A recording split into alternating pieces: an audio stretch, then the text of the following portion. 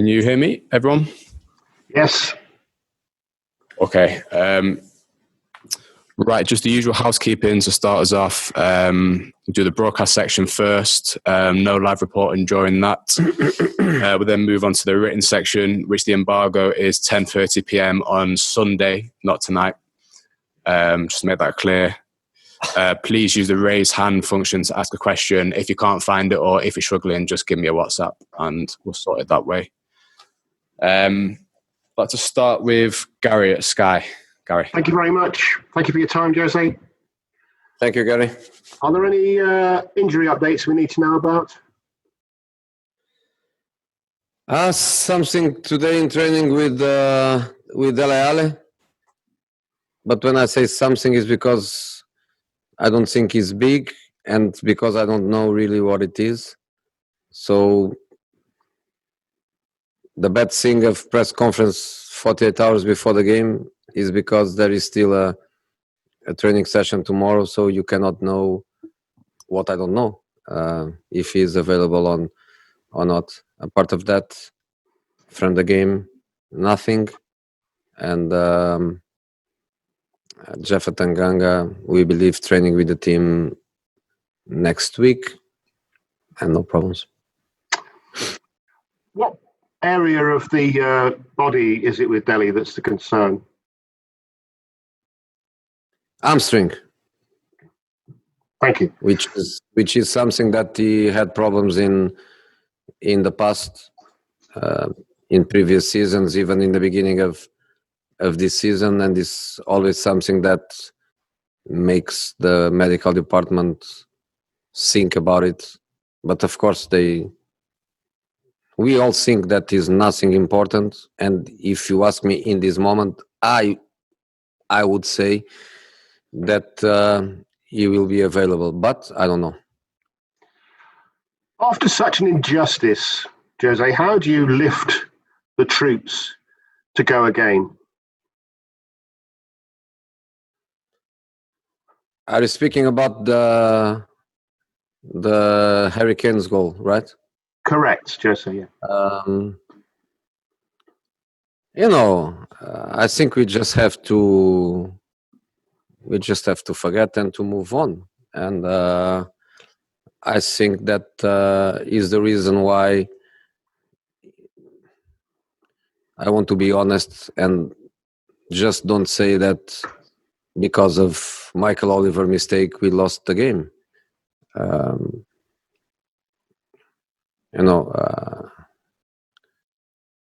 Mistakes can happen in a football match. We all make mistakes and we all have to move on. I know that is a situation that had a big impact in the game, at least in the result of the game at halftime.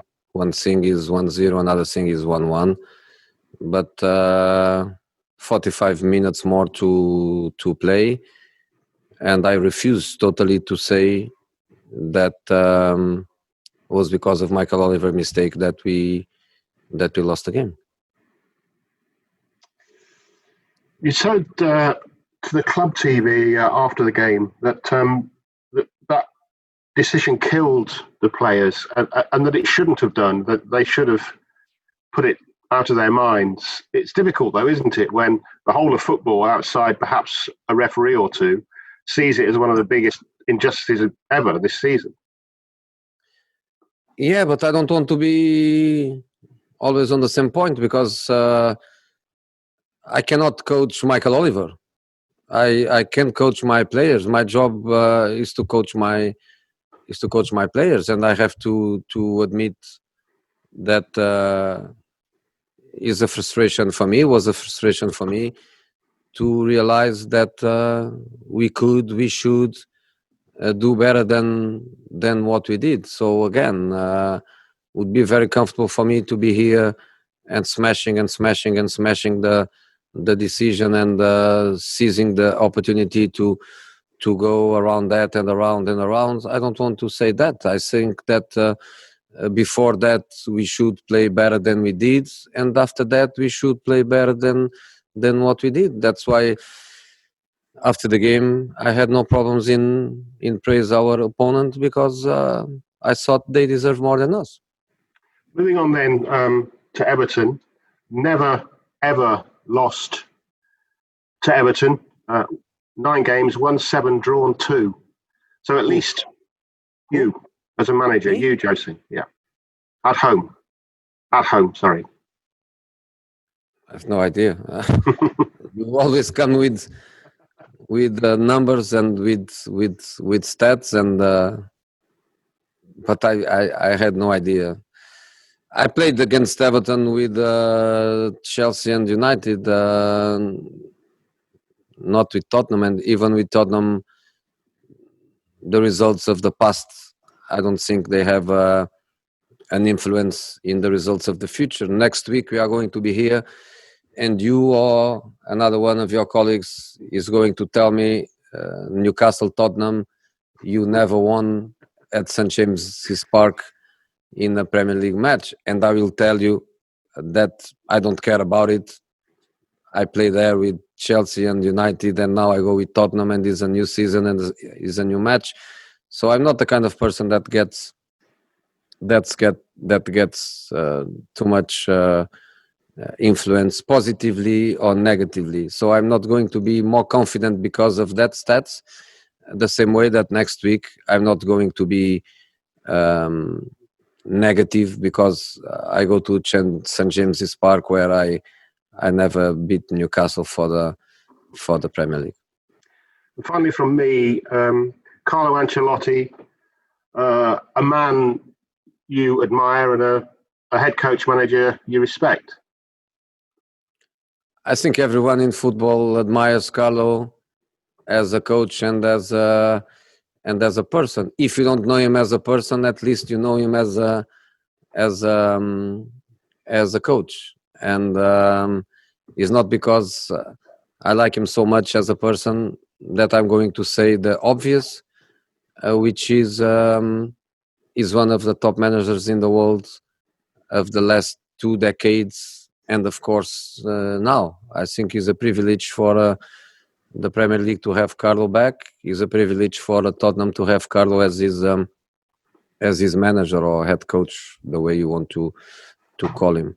As a manager, we all know him, and we don't need to speak about him because his office in his house. I don't know the house in Milan or the house in London or Liverpool, but some office in one of his houses is full of cups, so he doesn't need anyone to speak about Carlo. As a person, I had the privilege to know him for a few years, to stay and be with him a few times in UEFA meetings, in some different occasions, and I just love Carlo. I think he's a fantastic guy. So I think I'm going to break the rules. Now is 1 meter, no? 1 meter distance. I'm going to break the rules and I'm going to hug him because I like Carlo very much. Thank you. Cheers, Gary. We'll go to James at TalkSport next. Hi, Jose. Hey. Jose, how significant do you see these final 6 matches of the season, and what are you hoping to learn from your squad in that time? I have to admit that I love to work with the guys during these periods of the quarantine, and when we start working together. They were fantastic. They were phenomenal in their committing, in their professionalism. I just love it. I was really happy with many things of the game against United and against West Ham, and was disappointing for me the game against Sheffield. I refuse to speak again about the extraordinary situation that happened in the game. And one of the reasons why I refuse to speak more about it is exactly because I was not happy with what I saw. There was a lot in the game. There was a possibility of shorting distances to Champions League positions. There was a possibility of being more stable for the Europa League positions fight. I believed in the evolution of the team, and I thought that by the desire point of view, I think they put more than us, and that is something that disturbs me. Is something that I feel, I don't know, that's my way of being, is something that destroys me a little bit on the inside, because I think the last thing in football is when you have the feeling that you should do more. I always say it's not a problem for me to lose because the opponent was better. It's not a problem for me to lose because my goalkeeper made a big mistake. It's not a problem for me to lose because my striker missed 2 chances with an open goal. It's not a problem for me to lose because some guy missed a penalty in the last minute. It's not a problem for me to cope with mistakes and defeats. It's a problem for me to cope with defeats where my feeling was that we could do more, much more. So in this moment, I'm not happy, but experience, and I know that we have another match after tomorrow. We have 6 matches to play, and before the holiday period, which normally is a holiday period for the players, but not for us coaches, and is a period where we analyze everything and we try to get the best decisions facing the future. But we have 6 matches to play, and we have to fight for every point. How confident are you that your squad will have that desire against Everton on Monday night? I'm always confident. I'm always positive. That's why sometimes I am disappointed. But confidence exists all the time. And I had great examples of my boys in very difficult situations, especially, for example, when we had half of the squad injured, even losing matches like we lost. But I had a proper team. I had a proper group of players trying the possible and the impossible to go against a really, really difficult situation. In this moment where practically every player is available to play, and we have lots of options. Yes, I believe that I'm not the only one that feels hurted by our performance at Sheffield. I believe, because I know that I have lots of good guys and lots of good professionals. I believe that they also felt bad. They also felt, of course, not happy with our performance, a part of the result, because sometimes you are disappointed with the result, but you feel that the performance was good. I think I believe that the guys are also hurted by our own performance. Just finally from me, Jose, Tottenham, they've not finished lower than 6th in 11 years. Do you believe that you and your squad will be able to keep that run going? I believe, but it's also possible that that doesn't happen. And if that doesn't happen, it's not the end of the world. If that doesn't happen, is probably the beginning of a new world, because things change for you, change for other clubs. The squads, they change, the motivations, they change, the group dynamics, they change. A group that possibly was strong 10 years ago is not strong anymore. A player that was in the maximum of his motivation is not anymore, and vice versa. The group dynamics is something that changed a lot in groups, not just in football, in groups. So it's also possible that we don't get into a top 6 position, and if that happens, of course, we have to look at it not smiling, but we have to look at it with optimism and look at it with a professional profile of next season has to be different, because if you analyze Tottenham, for example, last year, how many matches Tottenham won away at home? When I arrived was, I think, almost 1 year without one victory away. So when we beat West Ham away, I think was the first victory away for 10 months or 11 months or something like that. So if it happens, it happens. Thank you, Jose. But we don't want it to happen, and we are going to fight for not to happen. Cheers, James. You can mute yourself. We'll move on to Jonathan Veal now. Can I ask if you could keep it to one question each, please, just because we're quite short on time. Hi there, Jose. Hey, Jonathan. Hi. You said earlier in the week that you're only looking to make a few additions in the transfer market in the summer. Do you expect any players to leave?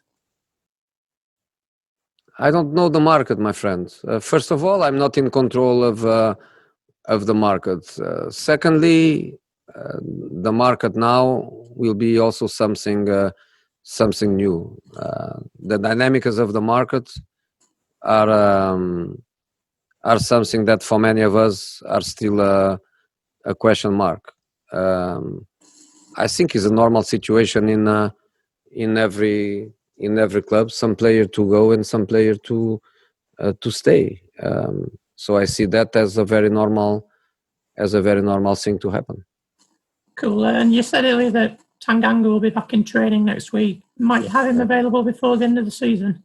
It's too long without playing, and an important injury. I don't think so. Eventually, last match, 2 weeks to work and be available for the next match, maybe. But to play safe, young guy with a very important injury, probably the best thing for him is to be back for next season. Cheers. Cheers, man. Move to Alex at PLP next. Hi, Jose. How are you? Hello, you good? Yeah, all good. Thank you. What's been the main focus in the build-up to the Everton game in your training sessions? Have you done anything differently? And what's the mood like? The boys that played, they are still on the recovering process.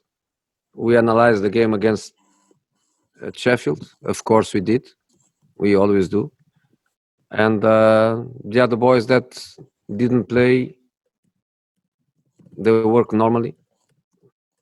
I don't think the dynamic has changed too much. Obviously, the meeting was in our privacy, and is to keep in our privacy. To be honest, is a meeting that we do basically every week after every match.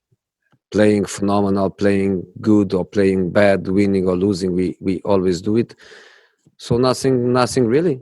We have one more day tomorrow. Tomorrow, yes, to touch some points in relation to the game plan against Everton. But normal, probably less smiling, probably less laughing. That's the way football is. When you lose, you are not happy. When you win, you smile more. Thank you. Okay, we're going to finish this section with Charlie, Jerry, and Ali. As I said, keep it to one each. That would be good. Charlie here. Hi, Jose. How you doing? Hey, Charlie.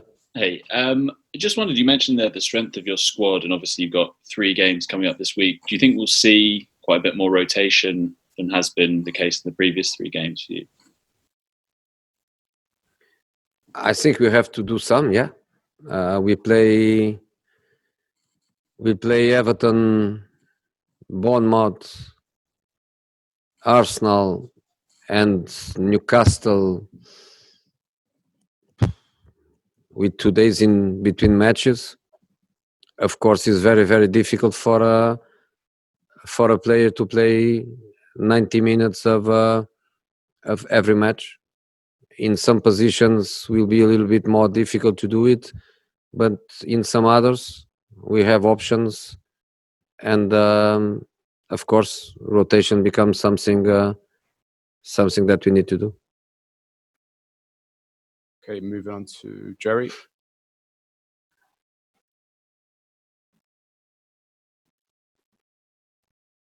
Jerry, you there?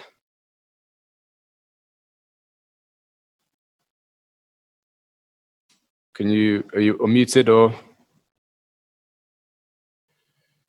Right, whilst we sort that, we'll go to Alistair quickly. Hey there, Jose. Hey, Alistair.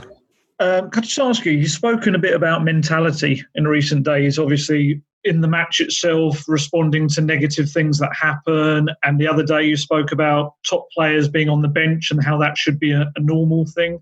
And obviously you also mentioned the away games, the away record at the club. Obviously, there's always been doubts about whether Spurs can actually take that big club mentality and take the next step. How do you, as someone who's obviously had experience of that, how do you bring that to Tottenham? Time. Only time. I think one of the most difficult things in football is exactly to change mentalities, is to change state of mind, is to change the team soul. I think is one of the most difficult things in football. And sometimes you have incredible luck to have a majority of players very, very adapted to these needs, and some other times you have incredible talented players, but the psychological profile is different or was built in a different direction. So only time can do it. And you had a recent example of the new champions, and you know what the process to build a team is. I mean, you've got quite a young squad. Would it help to maybe try and bring in some experienced players in the next window? No, in this moment I'm not going in this direction, and I don't think personalities they have to do with age. There is young people with incredible mentality, and there is people with a lot of experience that they don't have the right mentality. So I don't think it's about age. It's more about a certain profile. Thank you. These guys will leave the broadcast section there. Move on to the written one. So if you're not